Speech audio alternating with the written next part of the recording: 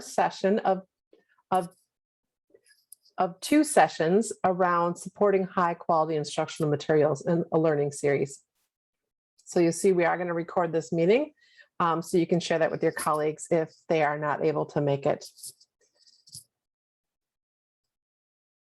So many of you probably know me. My name is Mary Mooney. I am one of two math consultants at the Department of Public Instruction. And there's a chance that our ELA consultant might join us, Bianca. I don't see her yet, but she might stop in. And I also want to just also acknowledge that Stephen Mialovich is going to be joining us from CESA 2 to share his personal story. I see Mary Jo, you're here too from CESA 2. Yep, so we're going to highlight CESA 2 in this session. Stephen, you want to say hi to everyone? Yep. Make sure everything's working? Absolutely. Can you hear me okay? I can. Perfect. Awesome. Thumbs up. Hi, everyone. Stephen Mialovich from CESA 2. Looking forward to sharing a bit about our story when we get to that point. Thanks, Mary. Sure. All right. So before we get started, I just want to address a few housekeeping rules so we're kind of on the same page here. So if you could keep your phone or computer on mute at all times. And if you have questions, please enter them into the chat box because we can pause periodically to address them. This is a small group, so it should be able to work out fine. And we will have opportunities for you to speak as well and have conversations. So there's a number of opportunities you can stay engaged with us today. And we may not get to everyone's questions today. So you can always follow up with an email that we will provide at the end of this session, either to me if it's math specific, perhaps Bianca if it's around ELA, or if it's about Rivet and the work that you learn about today, you can always email them as well.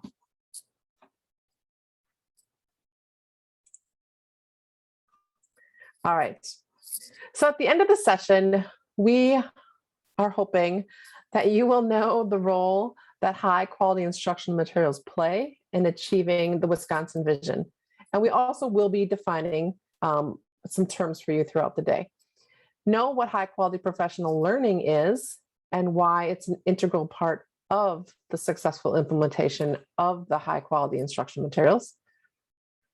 And you'll be able to describe Wisconsin's efforts to date to support the selection and skillful use of high quality instructional materials, as well as learn how CESAs can support these efforts and why CESA 2 invested in supporting districts in the adoption of high quality instructional materials.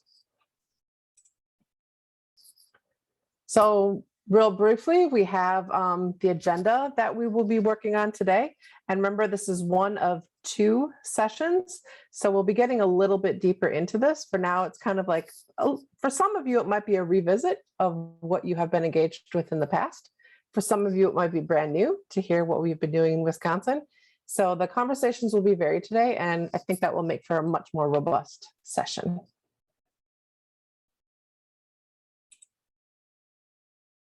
All right, so we're going to first start with kind of the basics, the high quality instructional materials. So we know that not all instructional materials are created equal. If it was, we probably wouldn't have so much variance in some of the learning that is happening in our districts. So we have taken some time to really think about what we mean by high quality instructional materials. We need to define this. As you know, Wisconsin is local control state. So the decisions for curriculum are made at the district level. And Wisconsin does not share a list. We don't tell people what to adopt, what not to adopt. So we need to have a broad definition of high quality instructional materials. So if you take a look at number one, they're fully aligned to standards and a vision for what students should know and be able to do at the end of each year. And we know this could look different in high school and possibly in some middle grades. Districts, again, have some decisions to be made. But generally speaking, we're looking at materials to cover a full year's worth of content, and to the point where it is for mastery of grade level content.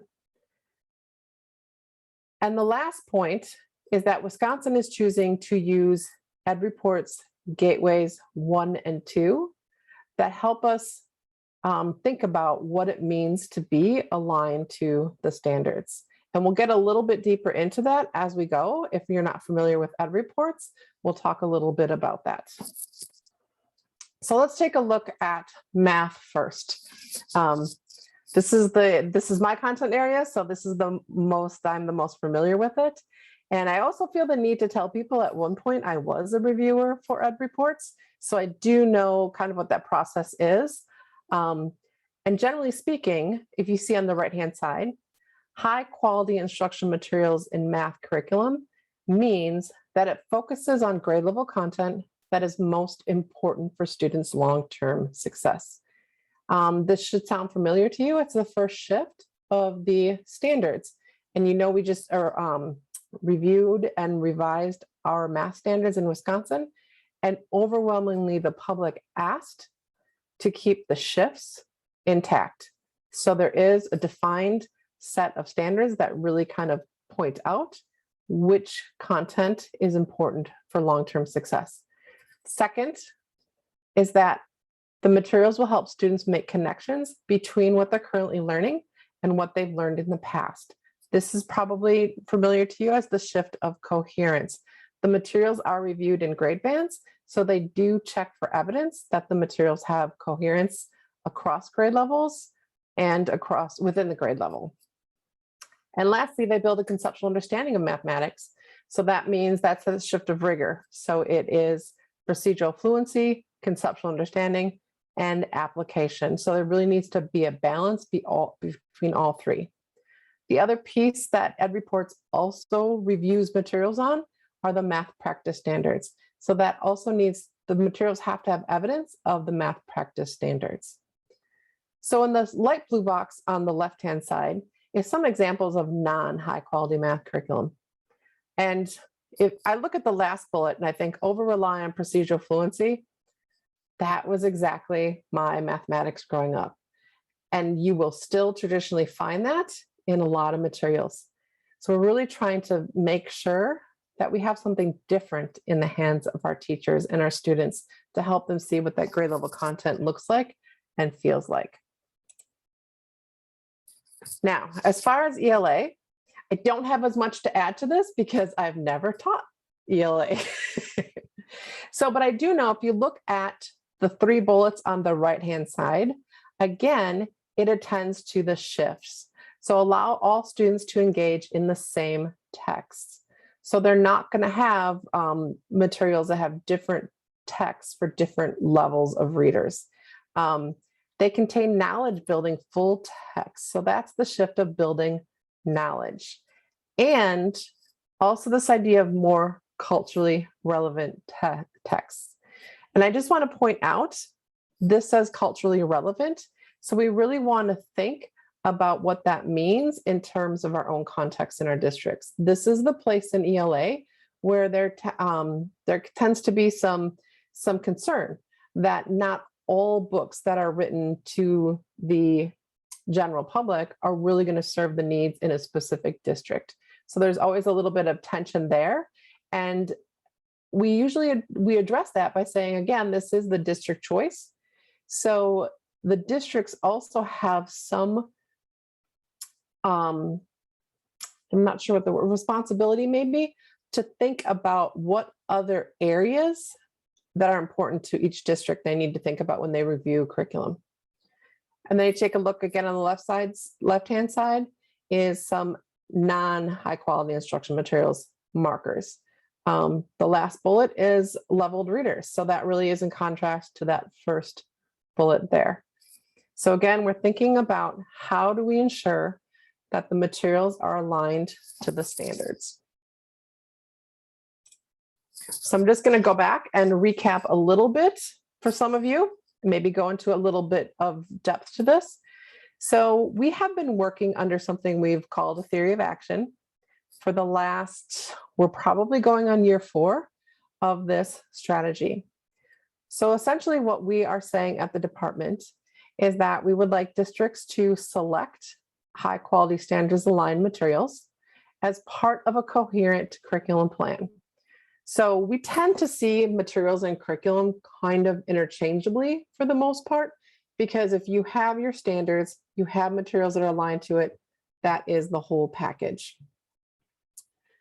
We also are saying that embed this and implement these materials within current work, such as continuous improvement, educator effectiveness, equitable multi-level systems of support, or school improvement plans. So we don't want to say just adopt materials, but we need to make sure it's embedded into another system that kind of gives it some legs to move. And lastly, what we want to really make sure that we understand throughout this process is that there needs to be opportunities for teachers to engage in professional learning opportunities that build the knowledge of and ability to use the materials. So you might have picked that up from the reading that we had sent to you from Elmore on the instructional core. So we really want to make sure all of this ties together over the course of a number of years. And all of this together as a package is what's going to help move our students and teachers and impact outcomes. All right, so let's take a deeper look at how high quality instructional materials can ensure equity for educators. So I think we can all agree that teachers deserve materials that remove the stress of having to cobble together lessons. And I do remember that when the standards first came out, we had to find new activities and we had to put together things. But instead, this allows them to focus now on what they do best, getting students excited to learn and meeting their individual needs. So when you're not looking for the materials, you have more time to focus on your students. High quality instructional materials provide teachers with a roadmap of where students need to be by the end of the school year and the tools and lesson plans to help them get there. So ultimately increasing teachers' confidence in their ability to meet the needs of all their students and reducing the risk of teacher burnout, which is one of the reasons educators leave the profession. Furthermore, districts can't achieve equity for students when each teacher is using different instructional materials. High quality instructional materials allow teachers to collaborate to plan lessons, reflect on student work and data, and share best practices across the school and district to ensure the needs of the students are being met. And lastly, this collaborative effort, this collaboration around a set of materials also gives teachers the confidence they need to raise expectations for what students should know and be able to do, ultimately leading to an increase in student achievement. So this is what we hope for teachers. We also want to think about what is the impact going to be on the students. So one of the biggest impacts that teachers and school leaders highlight is that it allows students to engage in the same books or math problems regardless of their academic ability or any learning challenges they may have. Many of you probably worked in schools where you taught the same grade, same course, but the teacher next door to you was using different materials. And I was a high school teacher. So then what would happen is you would get the students from one classroom into your classroom, and then you would realize a different set of learning occurred in that classroom. So the second semester always was a little rough because there was students with different abilities, and that was within the same school. So imagine in the district when you have a number of schools, now you've just amplified that problem, and it is not good for our children. So there are supports that are built into the materials also that can support these students so that they can read alongside their peers or do the mathematics problem alongside their peers rather than a different math problem or a different book at a lower grade level. There's always the danger of not having aligned to the same standard when you change the task or the reading. Another way high quality instructional materials reduce equity barriers in classrooms is that they build students' background knowledge of the world by introducing them to places, cultures, and experiences they may not have had exposure to, given limited financial or socioeconomic circumstances.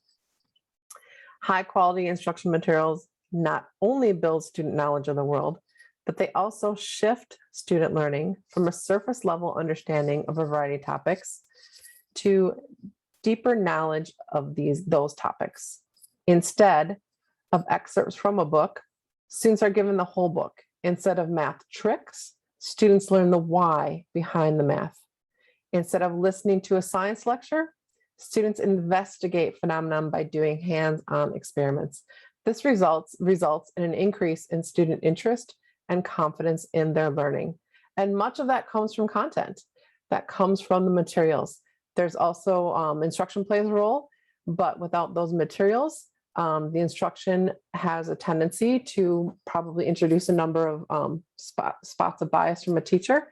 So we want to think about the impact that materials have on students. And lastly, we want to think about the impact on systems and structures. So the Wisconsin Department of Public Instruction brings together a number of teams within the department: the literacy and mathematics team, the teacher education and professional development system, Title I, and special education departments to build coherence in order to best support educators and students. We want this to work alongside the work of many different departments we have, and we hope that that is modeling what that could look like in districts and at schools. So Wisconsin DPI and CSAS work together to create systems of support in high quality instructional materials. And that has been an amazing process over the 4 years. I don't know that I would have gotten to know so many great people at the CSAS if we didn't have this as a strategy. CSAS were involved with us from the very beginning, and we've learned together on this, and that has really been a great experience. And districts across the state have intentionally created systems around materials and professional learning that places access for students at the center of the work. So again, we go back to the impact on students. This is really about making sure that all of our students have access to grade level material. So we sometimes think of this when we think about equality and equity, we think of this at the very least is equality. We know that that's not going to accomplish equity. There has to be other strategies in place. But if we can at least attend and make sure that every student has access to that grade level material, we have a better shot at making sure that our equitable practices can raise the level of achievement for all of our students. And likewise, we have been working alongside some districts as well. There's some districts that have been with us from the very beginning because there was someone who started in Madison and moved to Stoughton. She took the work with her there and worked within Stoughton to make sure that this is happening in that smaller district. So if you can't see it, I can take a moment to read kind of this three layers of what this particular principal had seen as a result of the strategy. So in the fall of 2018, our district C&I director suggested we read TNTP's Opportunity Myth. It sparked something in all of us. We had no idea how fast that fire to know more, to do better would burn. Fast forward 3 years, we read it again and reflected as a staff and in our own words. So Opportunity Myth, if you haven't read that, jot that down, look that up. It is definitely the basis of a lot of our work in here in Wisconsin about why we needed a strategy to address access to grade level material. So a fifth grade teacher said, I used to think that we need to be giving students work at their level, even if it was not on grade level. If students were given tasks that were too difficult, they would get frustrated and shut down. And my guess is there's a lot of us that probably thought that at some point when we had 30 students all staring at us at all different levels. Now I think students need to be working on grade level work in a curriculum that is aligned to the standards. We now see daily how students can thrive and make gains when we hold the high expectations of them engaging in grade level work. And this is when I also think of Gloria Ladson-Billings that said, if we keep continuing to give our kids lower level work, we're not going to get them caught up. We really need to engage them in the grade level standards.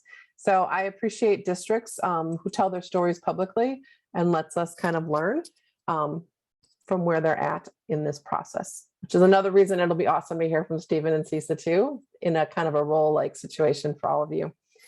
All right, so I've done a lot of talking on Zoom, which is super awkward for me, just to let you all know. So we're going to take a moment to chat. So think about the instructional materials being used by the schools and teachers you currently support. Do they meet Wisconsin's definition of high quality? And if yes, what are the possible outcomes or effects for teachers and students that you are seeing or that you want to see from this strategy? So feel free to come off mute, or in the chat, you can make a comment.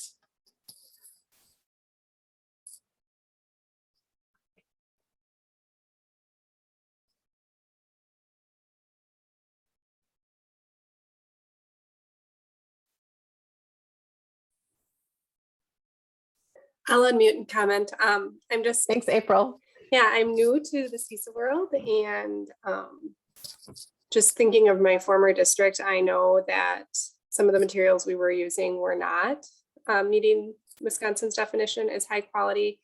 And not only did we see that in student outcomes data, because our students are really struggling, I think it also created a high level of like burnout in our staff, because they're working so hard to teach with materials that, you know, they're just not what they should be for our kids. So there's a lot of extra learning and supplementation that goes on, and it's just kind of what we would say like curricular chaos sometimes. And it causes a lot of teacher turnover as well. And then it's even harder for the kids, you know, to adjust. So it's really, really hard to see when you're working in a district that you're really invested in doing that.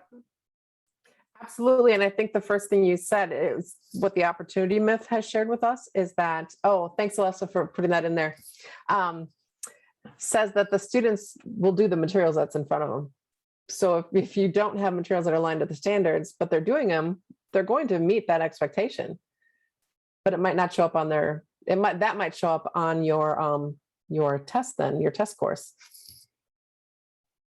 Thank you for sharing that, April. I know that's not always easy to share when something isn't going right. Mary, I can share real quick. Yep. It's interesting with some of the districts that I'm supporting when they adopt new materials, and I'm thinking a few specifically like illustrative math and bridges, some of the comments about the teachers understanding the procedures more because they're forced to dig into it. So really thinking about that conceptual understanding on the math side. So teachers starting to just shift their own thinking and their own beliefs through the process. Absolutely, Stephen. I can tell you, I mean, I have tons of stories. That's basically how I changed as a teacher is a lot of times it's through the materials that were in my hands and realizing I had to change and I shouldn't change the materials.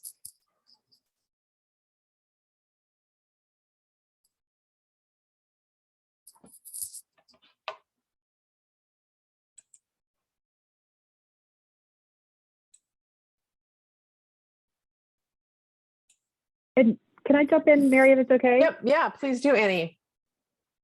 Yeah, and I think, you know, I know Stephen might address some of this later, but like Steph, I see your comment here in the chat too about, you know, what districts perceive to be high quality instruction materials versus the reality of what actually are high quality instruction materials sometimes differs. And so I'm curious to know, like from you all in your role as CSIS, like how do you help filter that knowledge for them? Like what are some of the things that you all are doing with your districts to help like change that perception or help them to realize that the materials that they're using may not be standards aligned, or at the end of the day, to April's point, are just like not helping students to achieve and be successful and progress to the next grade level as they should?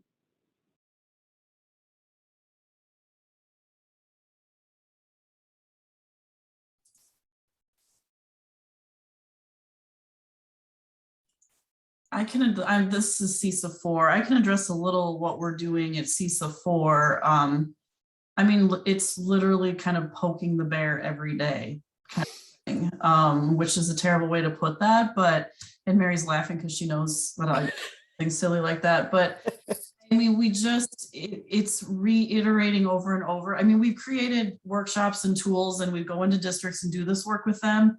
We're in a very rural area. mostly in a really rural area. And sometimes we just pick materials because it's the update of what they currently have, which doesn't mean it's good, or it's what the neighbor next door has. And so getting them to understand what the process looks like and why it's so important to go through a process. And then we point them to things like ed reports, is really kind of where we've started the process, so that people can kind of really take the time to choose the right materials instead of just pick something that's, I don't want to say easy, but pick something that's comfortable for them. Because oftentimes what's comfortable is not what's high quality.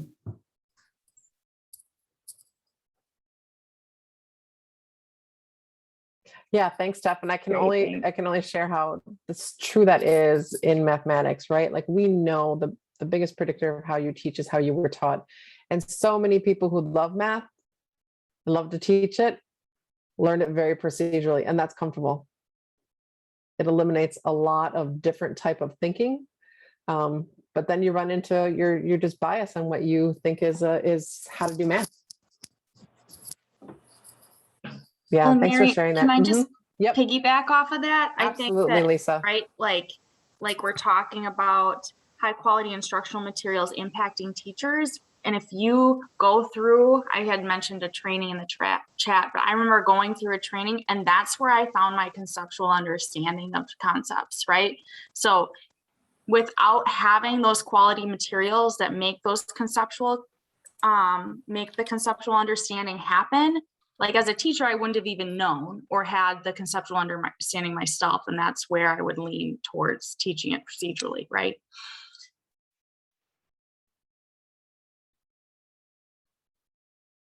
Yeah, and actually, I think you actually kind of lead into the next slide perfectly, Lisa, because in the reading, so for the pre-work, we had you review an overview of Elmore's instructional core. So some of you may have read this. This was probably my third time that I have been asked, not literally asked, but that I've read this. Because it has showed up in my previous district, it showed up with instructional partners, and now it's showing up now. So we're really thinking about the role of high quality materials in this instructional core. So based on what we discussed so far, so we take a look at this graphic. So we've got the task in the middle. And I just want to say, when I look at task, I have to keep reminding myself it's a task of a larger set of instructional materials or of a curriculum. So we are not talking about something you just grabbed off. Like we used to take illustrative mathematics tasks. We're not talking about that. We're talking about something embedded in a more robust system. So it's really at the center of the student, teacher, and content and how those all work together. So based on what we have discussed so far, where do you see high qualities having influence? And Lisa, I think you actually kind of addressed this, is where high quality instructional materials have an influence and how. So take a moment to jot down a few notes maybe, or put them in the chat. And we're going to hear from maybe one or two additional people about how they see HQMI working within the instructional core.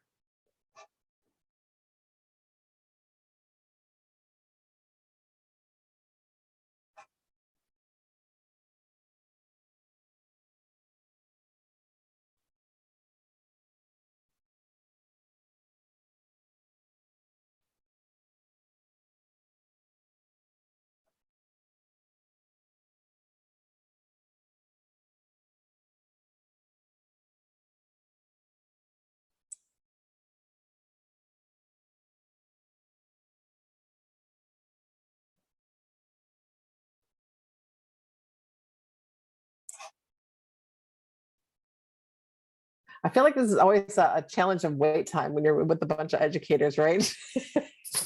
I do want to put a call out there for someone to really help me think through the ELA side of the house. This is really easy for me to think about in mathematics. So I'm actually going to put an extra call out there to ask some of you who are more familiar with ELA, how HQMI works embedded in the instructional core.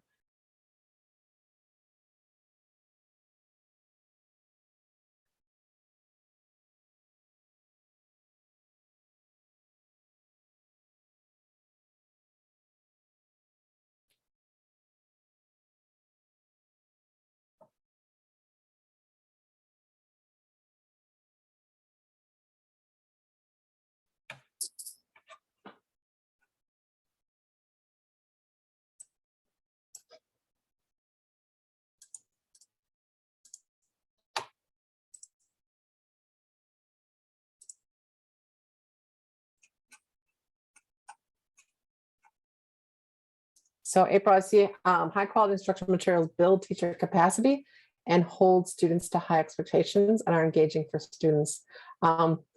Absolutely. And I think kind of Stephen, you spoke to that too as well, right? Like high quality instructional materials is not just to put them in the hands of the students. It also has an impact on the teachers and it builds their capacity in instruction. Can I add to that? As long as they understand the why. Because I think what happens a lot with high quality, and this happened just in a district recently, they have high quality materials, they're rated very highly, but they're not doing them all with, I'm going to say integrity, not fidelity, because they think some of it is, and I'm going to use their words, dumb, but it's because they understand the reason they're doing it. So to speak to the ELA side of it, there's a lot of close reading in this set of materials because that's what the core calls for and that's a best practice. But they don't want to do repeated readings because they think the kids will get bored. So if we're not using the materials as intended, or we don't understand the why behind the reason for the stuff, back to past practice. Yes, absolutely. That really, I didn't even think of the close reading, but yes, that is a really good point to surface. And I see Mary Jo too. Oh, you got 100 from Dan. Woohoo! And Mary Jo, HQMI supports teachers in teaching grade level standards and scaffolding to those. Because we know no matter what we do, even if we all had high quality instructional materials, students necessarily don't come to us ready for the grade level standards for whatever reason, right? So that's also going to be present there. And in math, that looks like coherence is how does that help us get the students to grade level? Important. All right, excellent. Right. I So, feel like the danger in ELA anyway. And I mean, I really do, when I think about ELA versus math, I think we've been on different pathways over the last 30 years. And I don't know, I feel like there's a whole different shift that needs to occur in instruction in math versus ELA. But I think about when I first started in education in the 80s and how basically many people were just teaching to the middle and the whole group, right?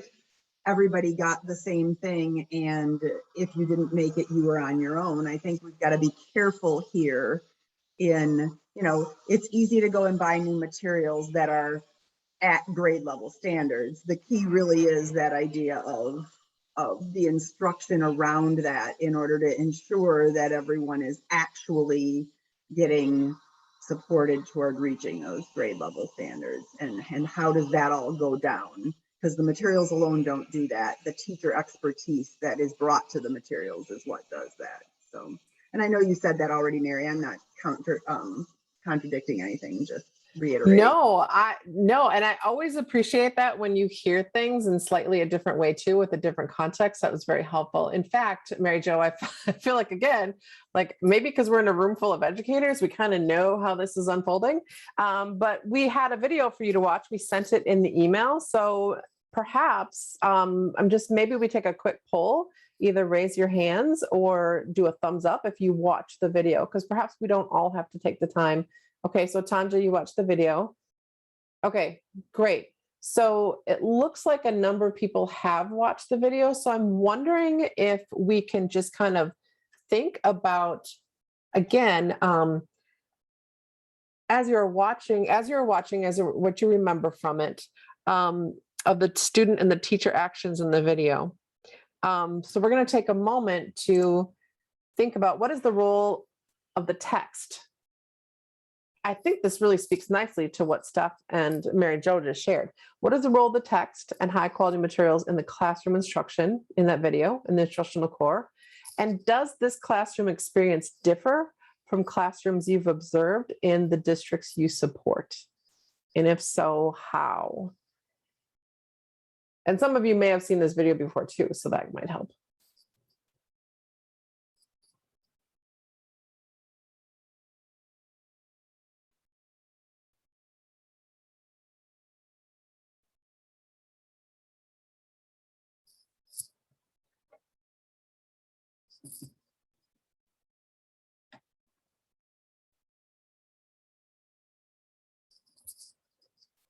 So this is engaging the students in, was it Things Fall Apart? Okay.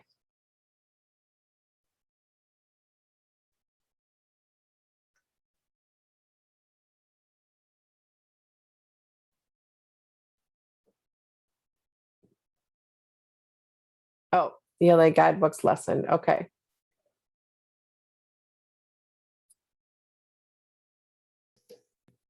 Does that help, Mark? Are you familiar with that? No, I am not familiar with that. And I, so it's interesting watching the teacher and interaction with the students, but I'm having a hard time with the question of like, how do the high quality instructional materials? I don't know what's the teacher, what's the materials?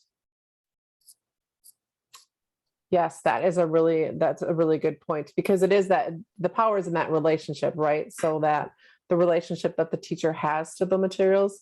Good. And Lisa, you're struggling with that too, right? So what difference is the high quality materials going to make?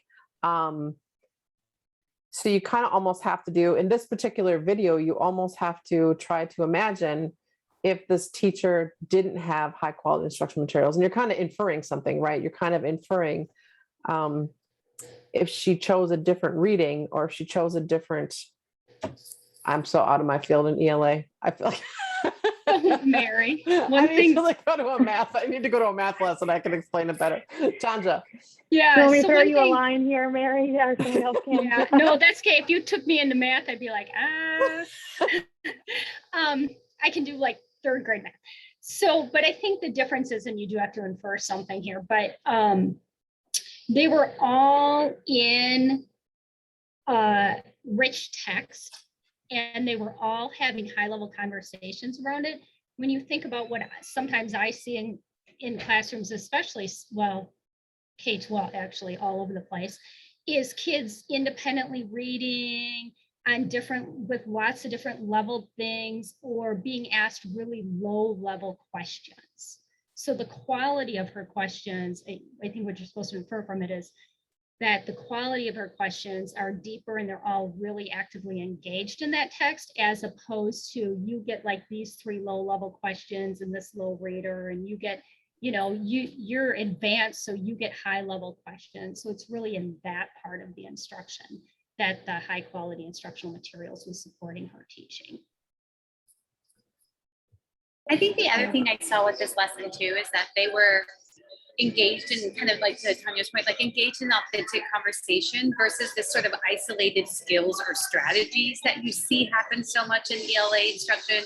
They weren't all just like, let's make a prediction about what's going to happen in the next chapter, but instead really digging in as like authentic readers with an authentic writing task to follow, and really like all of them on that same rich text, having that conversation to become readers and understand, like, not just like the literacy processes, but also just how am I a reader in life? Like just sort of this like bigger idea. And how many kids were involved, students were involved in that conversation? What language were they using? Were they using high level vocabulary? I also say a lot of times when I see this video that I felt like the teacher was more of a facilitator. Like it was really the students guiding that conversation, again, to Tanya's point, and like driving the learning. And the teacher was obviously super adept at like how she navigated them in certain directions, but she really was allowing the students to drive a lot of the learning around that text. And I think too, like going back to some of the thing that Mary pointed out earlier when we were talking about the impact on students and how these materials, regardless of what text you're reading, knowing that these texts are rigorous, they're on grade level, and the fact that all kids in that classroom are engaging in that text and that conversation. So I have no way of knowing, looking at this class, if any of these students have students with like a learning disability, or if any of these students are English learners, or if any of these students have any other like barrier that may like have them not necessarily performing at grade level.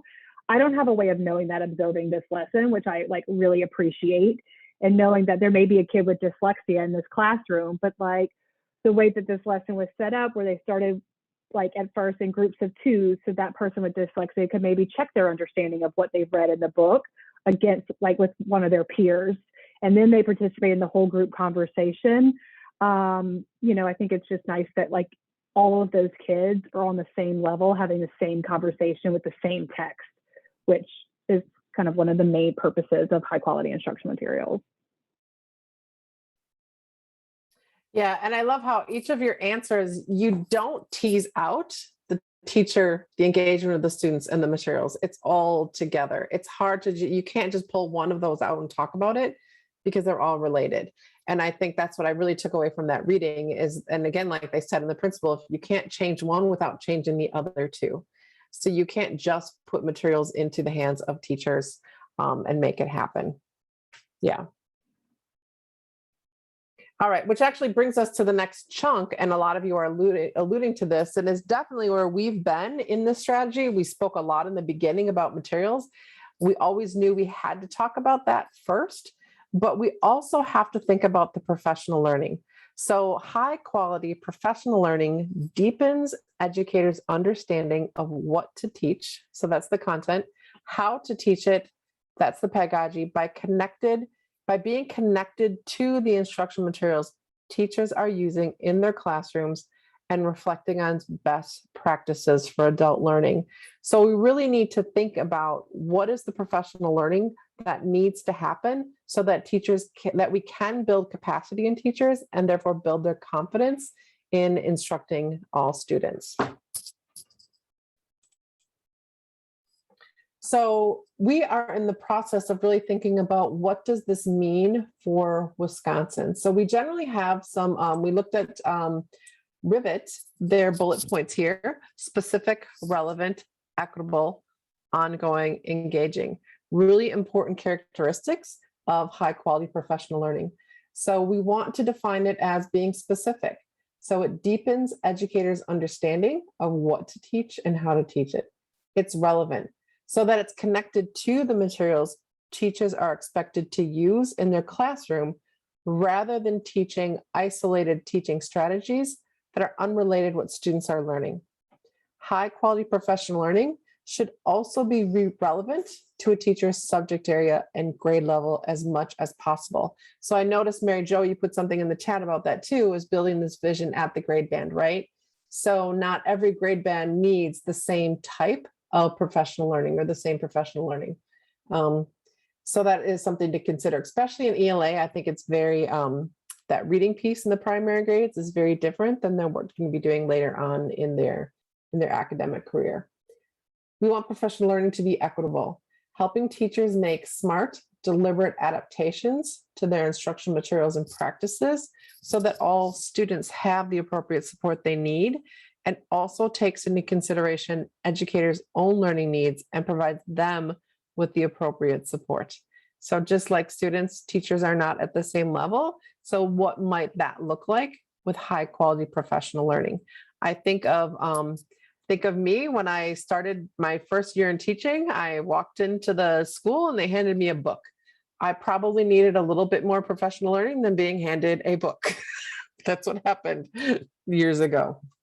Ongoing, it's provided regularly and often throughout the year to ensure educators receive the support that they deserve. So this really, we had a lot of conversations about that because we want to change this narrative that it's not about training teachers to use the materials. It is professional learning. It needs to be ongoing. And this also pertains to the ongoing coaching. And it also that we want to know it goes past the first year. I think materials, when they're high quality, all the learning to be done will not be able to all be accomplished in the first year. I know Instruction Partners basically gives us a 3 to 5 year time that it takes to really learn how to use materials in service of our students. And we want it to be engaging. It creates an engaging space in which educators can ask questions, collaboratively develop and discuss ideas so they can practice new skills, receive feedback, and reflect on their learning. So it's a high bar, but we really think this is what is needed. If we have high quality instructional materials, it needs to have high quality professional learning to make that happen. So as you saw from our definition, high quality professional learning is first and foremost content specific. It is not about isolated strategies unrelated to the materials teachers are using in their classrooms, but deeply grounded in them. This type of curriculum specific professional learning prepares teachers to ultimately provide their students with the instruction they deserve. So let's take a look at some of the benefits. So when teachers know the lesson content and the structure inside and out to effectively teach students and engage them, students will master the grade level content. When teachers have ongoing support on the materials, they're adequately prepared to address the arising needs from their students throughout the school year. When teachers feel supported and more confident in their teaching, they're more likely to stay in the profession, ensuring students have veteran teachers who are well-trained, energized, and engaged. And I think, Lisa, I think you brought it up already today. We know that there is teacher burnout. And if teachers are being asked to write their own materials, develop their own lesson plans all by themselves, that is very much how the burnout happens. And we just can't afford that in the current landscape of our teaching. So, all right, so we're not going to watch the video again, but now think about, and a lot of you, I think, started alluding to this though, to consider what professional learning did this teacher need to receive to be able to facilitate this learning? How does the current professional learning meet those demands? And are there opportunities for growth? So a lot of you kind of, again, it's a type of inference that you will have to do with this video, I'm sure. And I will tell you, when I watched it and I listened to those students and I listened to how well she responded, that blew me away. I mean, that clearly she did some preparation to really think about how students were going to react to the text and how to kind of keep them focused on the discussion.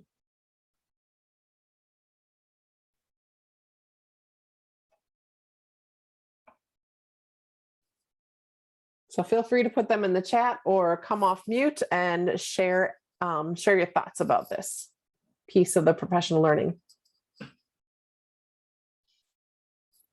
So one of the things I think about when I think about really good close reading experiences is helping teachers to think through the kinds of questions to ask that move students up the levels of not like the depth of knowledge kinds of questions you can ask to guide students toward that higher level thinking and engage them in deep discussion, rather than like what Tanya said earlier, rather than those very surface level literal questions that don't nudge kids toward those kind of deeper conversations.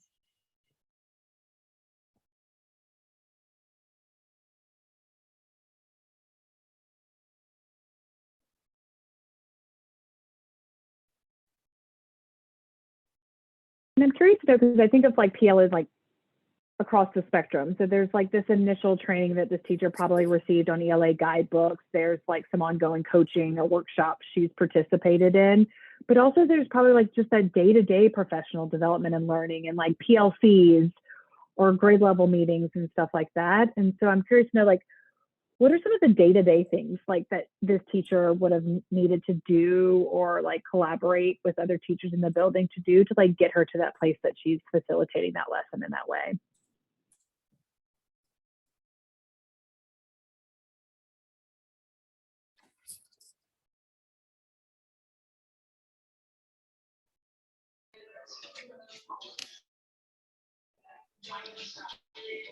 I think any like thinking about the lesson and like building that expertise and reflecting on what just happened that day, right? Like what happened in your lesson today?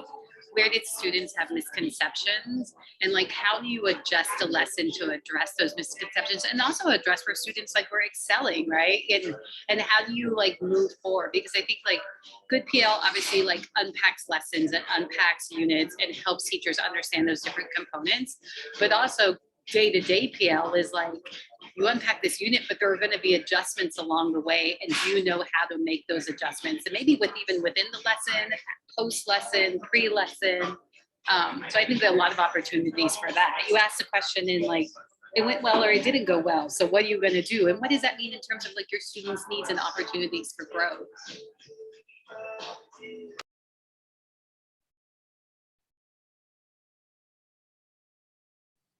I also think just PLC conversations of like actually taking this text and this lesson and doing it with some other adults.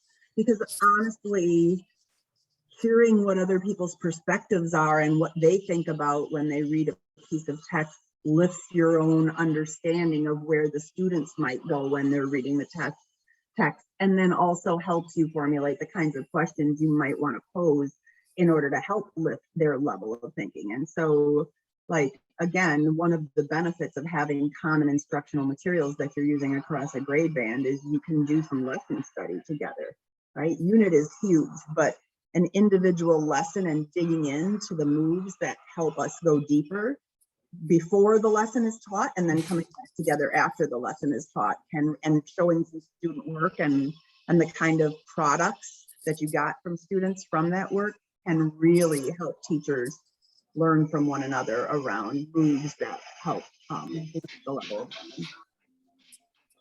Yeah, I think that that's spot on. And I also think once you're doing the same lesson and planning so tightly beforehand and after reflecting, like getting into each other's classrooms is a great a way to continue that, and seeing like that one move that you made that I didn't even think about, even though we talked about it in depth, right? There's all those little nuances beyond PLC discussions all the time that we can take by observing each other.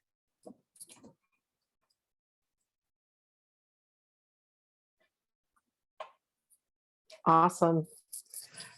Yeah, there's a lot of parallels to math, I feel like. So my peers that engage in more of the math, it's the same thing, right? Do the task before you give it to the students. Really think about the task from the student's perspective, not from your perspective and getting the answer. And it helps to have other teachers alongside you doing that. Fantastic. All right, so we're gonna take a moment to kind of review our statewide efforts that we have used to scale the work of HQIM. So we basically have two primary goals to support the adoption, launch, and implementation of high quality materials throughout the state. We want to support promising continuous improvement strategies. So many of you are familiar with the continuous improvement strategy in general, and we want to think about how do we elevate those districts who have adopted these materials and they've designed the professional learning to implement materials, because we learn best, I think, when we hear stories from other districts that were successful. So we're really trying to think about how we can support those districts doing the work. We also want to build coherence in state level systems. So we want to see CESAs as partners in this work. This is not just DPI saying, hey, it's a good idea to have materials for professional learning. We want the CESAs to be alongside with us, because the CESAs are the ones that generally have the most opportunity to be working closely with the districts. And what resonated most with the instructional core is it's about what's happening in that classroom with teachers and students. So we're all there to support it. And we kind of need to make sure that we're on the same page, because the ultimate work really is in the hands of those teachers. We also are looking at educator prep programs. So I know, Matt, you are here from AMTE, and some of the CESAs also have educator preparation programs. We're thinking about what does that mean for pre-service teachers? What does that look like when we engage them in curriculum knowledge for teaching? And we also are looking at, now that we have newly revised standards, how do we fold in the 2 additional shifts that ELA and mathematics have in their standards? So that's kind of what we've been doing at the department as far as the work to support this. So on the next slide, you'll see a quick timeline of where we've been. I won't go into a lot of the details, but I mentioned that this started in 2017. Late in 2017, we had a Quality Matters session with Ed Reports and instruction partners And we used the Leading for Learning model where it was in every single CISA on that day. So the same day, all the CISAs were engaged with us in hearing from ed reports and instruction partners. And then in 2019, then we continued that by providing a year-long professional opportunity. We still called it Quality Matters, and we brought in instruction partners that did much of the work, engaged us in their curriculum support guide. So if someone would throw a link in the chat to the curriculum support guide from instruction partners, that was really interesting learning. 2020, we now moved into the professional learning space where we've been working with Teaching Lab. So Teaching Lab has been helping us from a number of different opportunities to really think about what needs to be present in the professional learning. Thanks, Stephen. And then we also, you'll see here, and this year, we really have partnered with Rivet to make us think much more intentionally and specific about this professional learning piece. So Wisconsin further developed the strategy to attend to the curriculum-based professional learning. For that, you need some level of expertise. And we're going to hear a little bit from Stephen about how CISA 2 kind of took that and ran with it. We have a bunch of other activities. We have the Teacher Leader Network we have developed in ELA and mathematics. And I think I mentioned the educator prep programs. And we're trying to find grants wherever we can to further support those districts. So we're going to take a moment.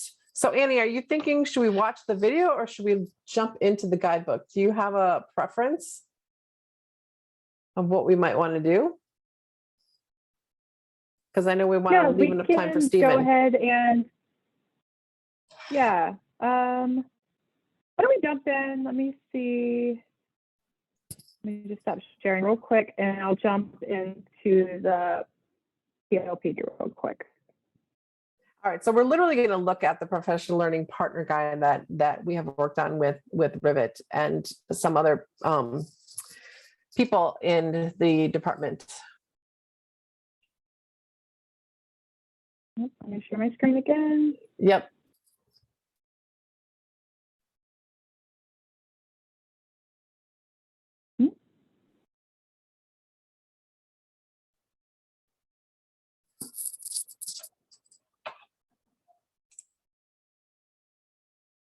All right. I think it's still slow loading because I don't know why it looks this color. Y'all see my screen? Not usually this color. So I'm not sure what's going on there today. So my apologies. But this is the homepage for the Wisconsin Professional Learning Partner Guide. And let's jump in real quick. And, right off the bat, districts in Wisconsin can look at a list of all of the professional learning organizations across the state who can support them in either adopting a curriculum, launching a curriculum, providing ongoing support for teachers, or providing ongoing support for leaders. So let's filter by adoption real quick. And it may be, there's a storm coming here at my house, so it may be just that my internet is choosing to act up today. I don't know. But you can see from this list here, you can see that there are people that are on the call with us today. So CISAs 2 and 7. So I will pick on Stephen and Mary and Joe them real quick since they have so graciously volunteered to join us on today's session. And so within the guide, when you become a certified provider in the Professional Learning Partner Guide, every provider has their own profile that appears in here. And it provides, and I apologize, y'all, that my screen this is not how this normally looks. I think I'm having some really bad internet connections today, so I do apologize. It is usually in a nice, neat package here. But these profiles provide some information to districts about who they are, the types of support that they offer, the types of districts that they have experience working with, and then other details about CISA 2, like how they work to build capacity within the district to support curriculum implementation, how they can collaborate with other partners and professional learning organizations that the districts may be under contract with, how do they help to confront racism in their professional learning services, and then some examples of some districts that they have worked with. And then it also provides a little bit of some sample services. So you can see what like a long-term service with CISA 2 could look like, and then what maybe like a shorter term service with the CISA can look like.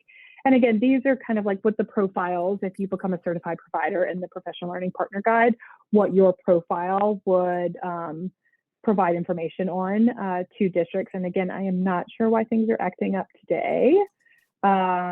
Typically this site is in Wisconsin purple and yellow colors, and these pages are look alike, not a lot neater, but in Louisiana, for those of you who know, we had a hurricane this week, so internet has been a little crazy this week, and we also have a storm that I'm looking at too, so I think it's just acting up a little bit.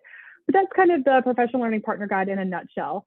And it does also provide Wisconsin districts with some resources that can help them either figure out who the right partner is to support their curriculum implementation.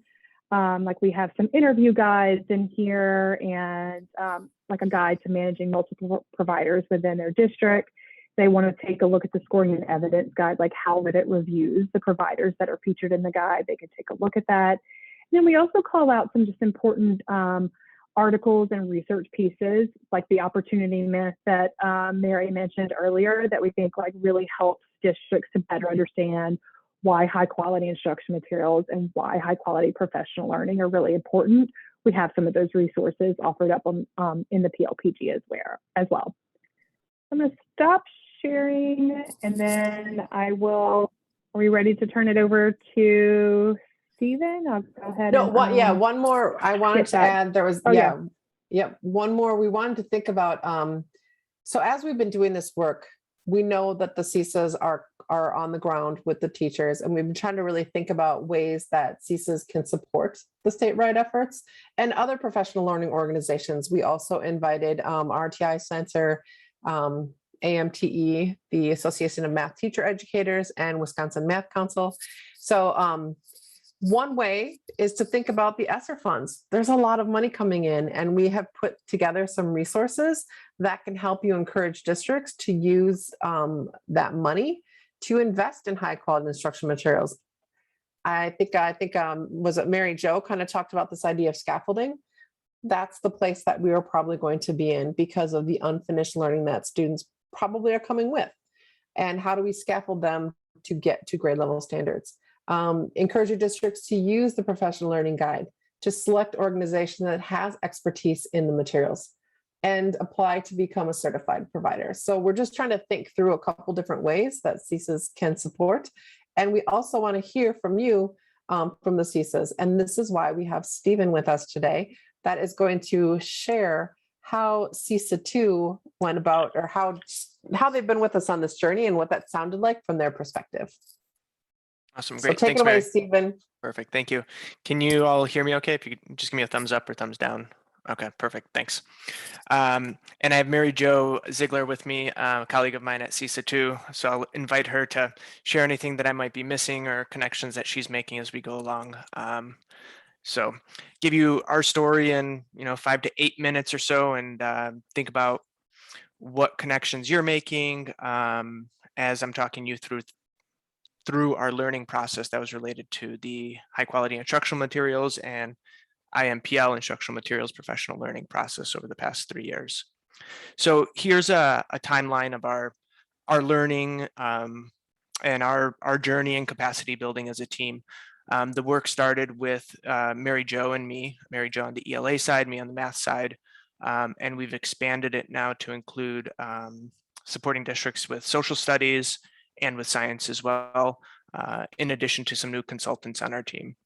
So that first year, the 2019-2020 that you see there was our first year of learning, and that was really with instruction partners, and it was foundational in our process. And we really grounded all of our work with districts and schools that we supported in the curriculum support guide, that process, the opportunity myth, and implementation science. So those 3 pieces really informed just how we approached our work. And we started, after some of our initial learning, we started with a 3-day workshop that was free for districts to attend with the IMPL grant money from DPI. And day one was really an opportunity for districts to learn about standards aligned resources, about the importance of high quality instructional materials, thinking about their vision for instruction for their particular content area that they were reviewing. So that was math or ELA, and anything else that they might need to know as they enter into this selection phase. And the second day of the learning was an opportunity for vendors to come in so that districts could hear and interact with the vendors, and it put them in the driver's seat. So a lot of the smaller districts that were joining us, some vendors may not even want, or publishers may not come on site, may be able to control the conversation just because of the smaller population of the district, some of those pieces. So having multiple districts in the room really put them in the driver's seat. They developed a list of questions and topics that they wanted to hear about or be addressed in that day one, and that was pre-shared. So the vendors could be really specific and tailor that learning on day two. And then day three was all about implementation. So after districts went to their home sites and had some conversations, worked through some processes, protocols for that selection, maybe they've narrowed it down to 2 and didn't select yet, but they were getting closer. So that day 3 was all about implementation and thinking about what they needed to do in order to be successful prior to the launch the following year. And after the 3-day general offering this workshop, we really provided tailored support to our district partners.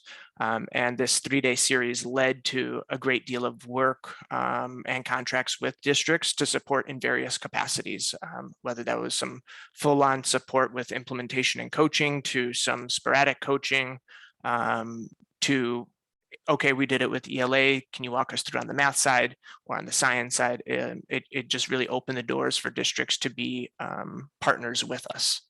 And each year, through the support of DPI and the learning that they provided us, we gained deeper understanding of the process, of our content, and we're just able to support our districts in a better way and amplify the work that was being done in the districts. And then with the revised standards, and one of the phases with the rollout of the standards being to analyze curriculum materials and ensure that alignment, we're starting to think about how are we going to offer a revamped version of this since the new learning that we've acquired. Anything in this timeline, Mary Jo, that you'd want to highlight that I may have missed? Just say that I'm really excited about the work we're engaged in now, because we've kind of taken all of this learning and now we're also working to embed shifts 1 and 2 into, especially ELA. I know math is coming as well, and I'm looking forward to that. But we've done a lot of work in thinking about how we're going to navigate this process with districts and also include shifts 1 and 2. And it's been really insight. I mean, we've learned a lot, and it's really given districts some great insights into the materials they're adopting. And so I think remembering and what we're learning is that green dot is just the very beginning, and that there are a lot of other considerations that need to go into the adoption process as you're navigating materials. Because again, even some of the green dot materials are not materials that I would put in front of my students. And so making sure that districts are bringing those shift 1 and 2 lenses to their process is really critically important.